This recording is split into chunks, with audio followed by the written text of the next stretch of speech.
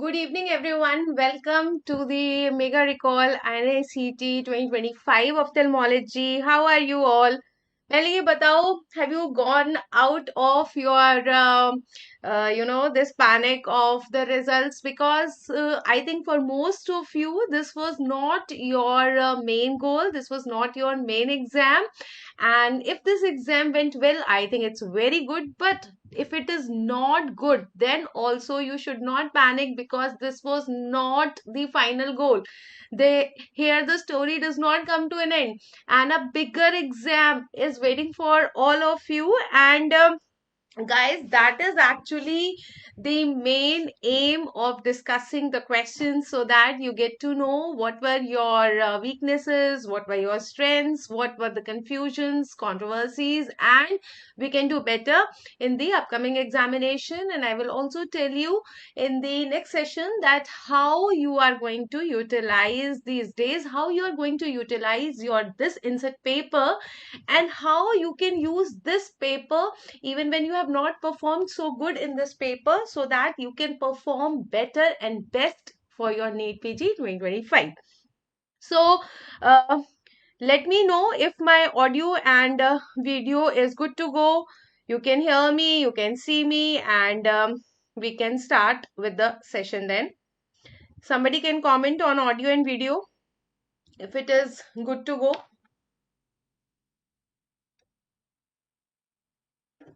Somebody can comment. So, based on the memory, the questions that we have got. Now, first of all, the questions of ophthalmology, and even thank you, Smriti. Even whole of the paper was very, very good. People are saying it was moderately difficult, but I think if you have studied, it should be a difficult paper. An easy paper will not help you to demarcate among the students who have not studied and among the students who have studied. So if you have studied, if you had prepared well, it's always better that you get a moderately difficult paper. It was doable paper, so I think this was the best paper that you can get. You were having PYQs, you were having the PYTs, and as always in said paper, the options were tricky. And I think that is the beauty of inset paper. They are giving the tricky options, and that actually demarcates difference between the NEET PG paper and the inset paper. The options have to be very, very close, and you have to see very carefully what are the questions and what are the options, right? But I'm happy that whatever things we have done in our sessions, in our classes, in our workbooks, that have come, and not only they have come, they have even come in a similar way. Some of the questions are as it is, it was there. So yes, this was a multiple choice of question, but the options I was not sure of. What were the options here? Which of the following viruses is or are responsible for the acute hemorrhagic conjunctivitis? So this we have very well done in our classes.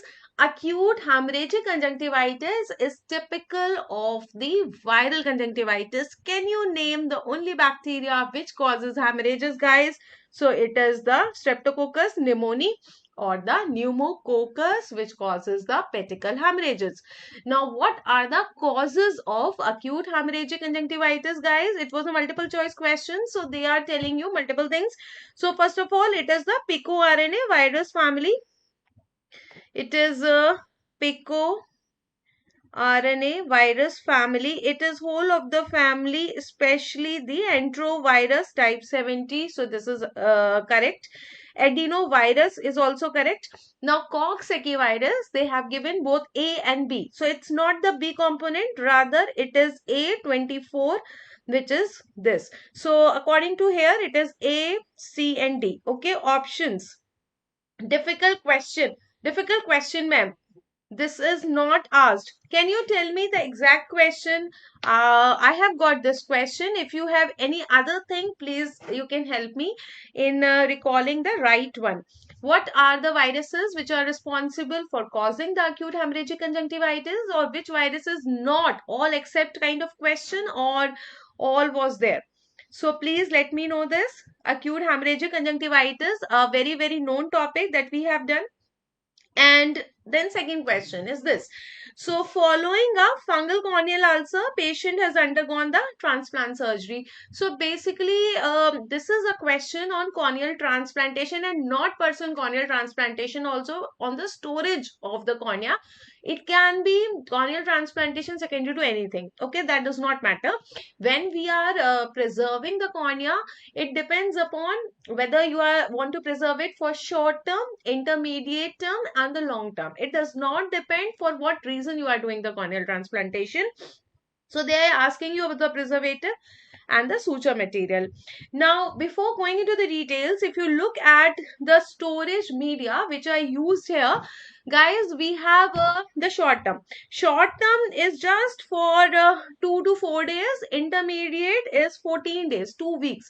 So 2 days, 2 weeks, and then up to 4 weeks, that is 1 month or 1 year. Even up to 1 year also we are doing this long term corneal transplantation, and according to the type of preservation we are using the different medium, like MK medium that they have given, McCarry Kaufman medium is the best for short term, and even we are also using the moist chamber that we are using at plus 4 degrees Celsius is also a short term method.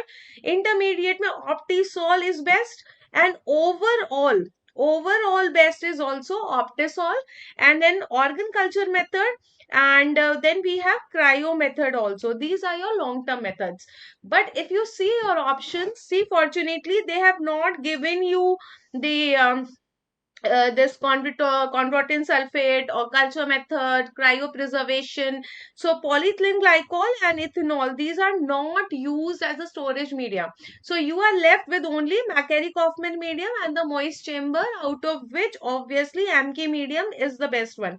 But if they would have asked all over best for the endothelial clarity also, then it is always Optisol. See here, we have got MK medium. MK medium we are using commonly in India, but it is Optisol which is best for the endothelium integrity, for the clarity of the cornea. So overall, if they are asking, the answer should be Optisol. But because Optisol was not given, Optisol was not given in the option, that is why we do not have any confusion. And organ culture methods we are not using here. Okay, so your answer is very clear cut. It is the McCarry Kaufman medium, right guys? Then a repeated question. So this we have done in the previous, and I have told you in the classes also many times. This was a direct PYQ question, a direct PYQ question of Inicet November 2024. Which of the following is seen in the advanced diabetic retinopathy? So they want to ask which kind of RD is found in the cases of the diabetic retinopathy. So answer is very clear cut. It is the tractional retinal detachment. Tractional retinal detachment is asked. So if you look at what are the different causes of the diminution of vision in the patients of diabetic retinopathy, we have divided this into the sudden causes as well as the gradual causes, Sudden may NPDR may we have maculopathy in the form of the macular edema, and in the PDR we have the recurrent vitreous hemorrhage. So we can have a lot of neovascularization which can lead to recurrent vitreous hemorrhage. But when we talk about the gradual vision loss in cases of the diabetic retinopathy, then it is cataract.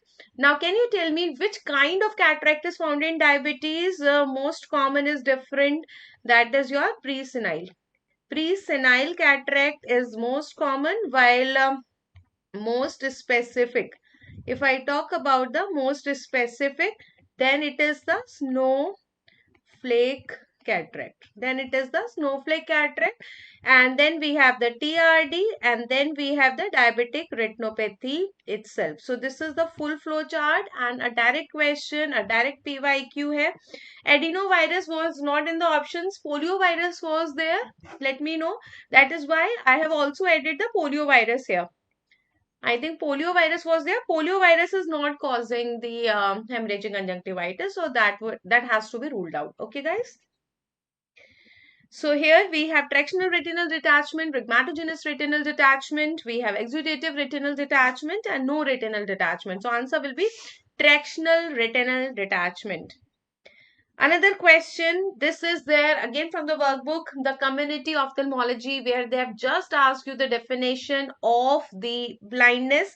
What is the definition of the blindness? So this is directly, we have read that presenting visual acuity should be less than 3 by 60 in the better eye and with the along with the correction. So best corrected eye, which visual acuity should be less than 3 by 60. So this will help you in choosing amongst these options. It is the presenting visual acuity or corrected visual acuity. It has to be corrected visual acuity and also in the better eye. Both the words should be there and that will be your answer. Both the things are important. It is in the better eye as well as in the after the correction. So when the corrected visual acuity in the better eye is less than 3 by 60, according to which chart? Snellen's chart, then it is called as the blindness, right? Then the next question, next is, all of the following are done in the treatment of amblyopia. Now, amblyopia or the lazy eye. So what happens, what is amblyopia? Whenever eye is not seeing for a very long time, then eye will become lazy, and that is why we have the squint also. What kind of squint can occur in these people? It is a non-paralytic or comitant. Non-paralytic or the comitant kind of squint that can occur. So we have to stimulate this eye to see. How can you stimulate?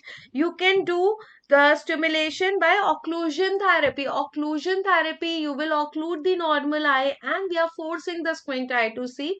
Or you can do it by correcting the cause. What is the most important cause of the amblyopia? That is the refractive errors. Refractive errors can be of two types. We have like something like this. We can have myopia as well as the hypermetropia. Now this is another question. What is a different kind of squint that can occur with the myopia and with the hypermetropia? So myopia may we have a tendency of exo, while in hypermetropia we have a tendency of ESO. So yes, we can give the correction for refractive error, we can do the occlusion therapy. Video games, now there was a lot of confusion about video games. So yes, video games are also being used as a treatment of the amblyopia. This is a new treatment where we are doing the visual stimulation with the help of the video games, and they often use a very typical term. This term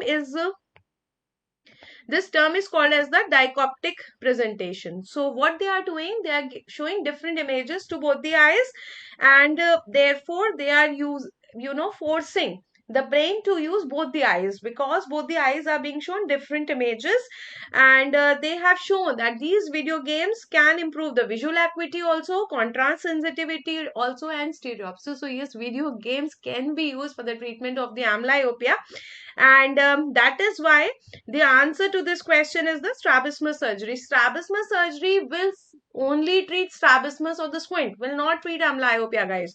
So answer to this question is B. Is it clear, guys? So please, wherever you feel that the language of the question or the options require modification, please let me know, right?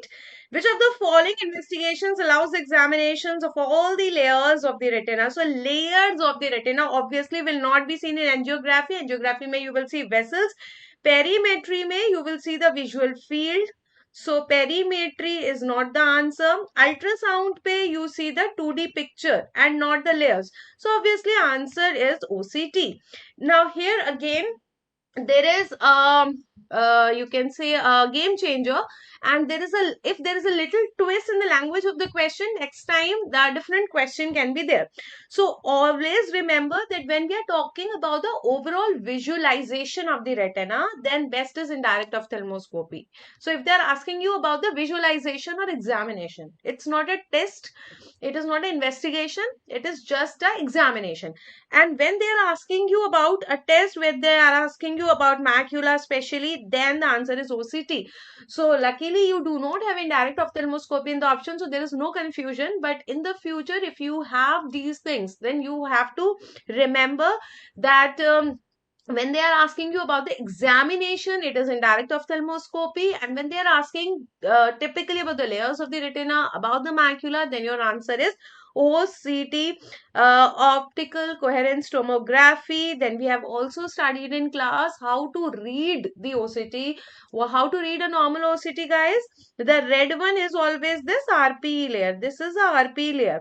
And what is the name of the remaining layers? That will be neurosensory retina, and therefore this black area will be subretinal space containing the subretinal fluid. Right? Now this depression is a foveal depression, and fovea is present in center of the macula. So this area is macula. So whenever you want to see the layers of the retina, you want to see the macular area, you can always see this. And here what can you see in the macular area? There's a detachment of the neurosensory retina. Therefore this is a OCT of CSR. So this will help me in reading about the macular diseases also. It will help me in reading the different layers where the fluid accumulation has occurred. Like in cystoid macular edema, I can have the cyst-like spaces, balloon-like spaces can be there. That will be your cystoid macular edema. Okay. Then a next question, this question I always share in the class also when we are reading the lens. A patient underwent the cataract surgery. So there is a history of cataract surgery 2 weeks ago, and now we have the cells are there, we have the cells, we have diminution of vision, haziness is there, corneal edema is there. What is the most likely diagnosis? So because there is a sudden and painful diminution of vision, we have haziness, we have edema, we have flare, we have cells. So it cannot be posterior subcapsular cataract, even it cannot be PCO also. Most common, the late post-operative complication is PCO, but they have given posterior subcapsular cataract, which is not a complication of the cataract surgery. Uveitis, then it is endophthalmitis. So endophthalmitis is a better answer. We know that most severe, this again we have studied, most severe complication of the cataract surgery is the bacterial endophthalmitis, right? And bacterial endophthalmitis can be of two types. It can be early post-operative, it can be late post-operative. Now early and late is according to the time of 3 weeks. If it is less than 3 weeks, it is early post-operative. More than 3 weeks is late post-operative. And here they have told you 2 weeks. So it is early. Okay. Now, what is the cause of early? Staph aureus. If they have given the option Staph aureus, guys, then it is a wrong option. Staph aureus should not be there. Early is caused by the Staph epidermidis.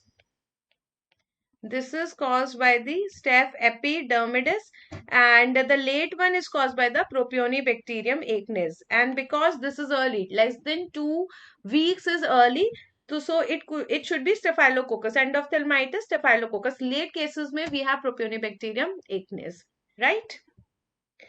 Then a question on optic neuritis. Now again, this is Inicet 2022 PYQ type, where they had asked what is true about optic neuritis. This also we keep on sharing in the classrooms, and there the true answer was RAPT. They said that most common causes multiple myeloma, and then we said that your symptom, it is painless, sign may we have RAPT, and treatment may they had said that the main treatment modality is oral steroid. So there the answer was RAPT. Here they have not given you RAPT.